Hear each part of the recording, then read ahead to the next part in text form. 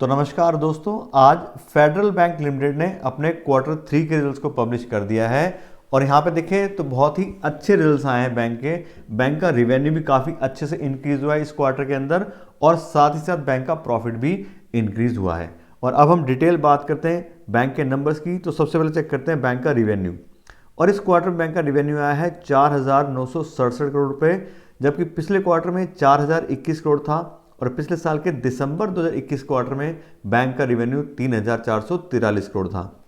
यहाँ पे देखें तो बहुत ही अच्छी 24% ग्रोथ आई है क्वार्टर क्वार्टर बेस पे बैंक के रिवेन्यू में और 44% ग्रोथ आई है बैंक के रिवेन्यू में ईयर ऑन ईयर बेसिस पे। तो दोनों ही पैरामीटर पे यहाँ पे बैंक का रिवेन्यू काफ़ी अच्छे से इंक्रीज हुआ है।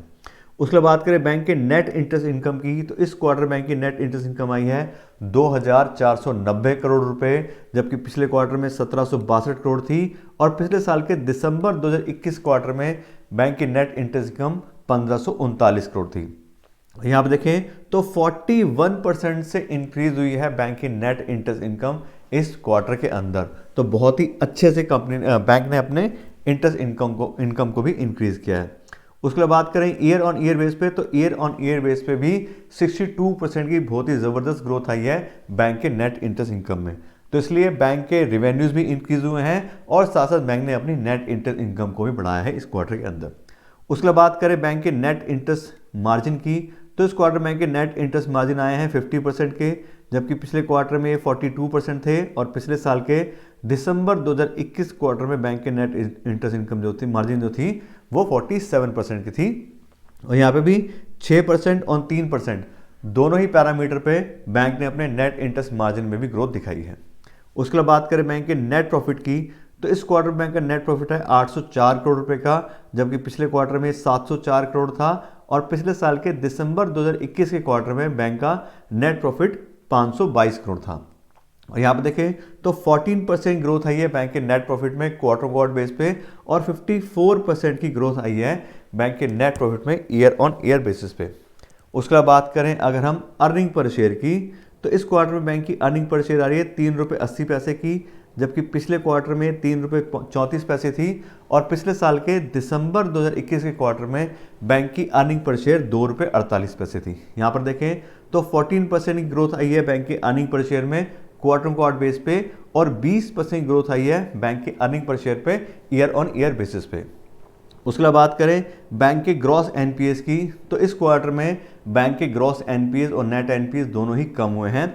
इस क्वार्टर में बैंक के ग्रॉस एनपीए आ रहे हैं 2.43%, जबकि पिछले क्वार्टर में 2.46% थे और पिछले साल के दिसंबर 2021 क्वार्टर में बैंक के ग्रॉस एनपीए 3.06% थे। तो यहाँ पे देखें तो क्वार्टर क्वार्टर बेस पे भी बैंक के नेट एनपीएस कम हुए हैं और ईयर ऑन ईयर बेस पे भी बैंक के नेट एनपीए जो ये कम हुए हैं। उसके बाद बात करें अगर हम नेट एनपीएस की, तो इस क्वार्टर में बैंक के नेट एनपीएस आ रहे हैं 0.73%, जबकि पिछले क्वार्टर में 0.78% थे और पिछले साल के दिसंबर 2021 क्वार्टर में बैंक के नेट एनपीएस 1.05% थे। तो काफ़ी अच्छे से हम देखें तो ईयर ऑन ईयर बेस पे बैंक के नेट एनपीएस कम हुए हैं और क्वार्टर क्वार्टर बेस पे भी बैंक के नेट एनपीएस कम हुए हैं।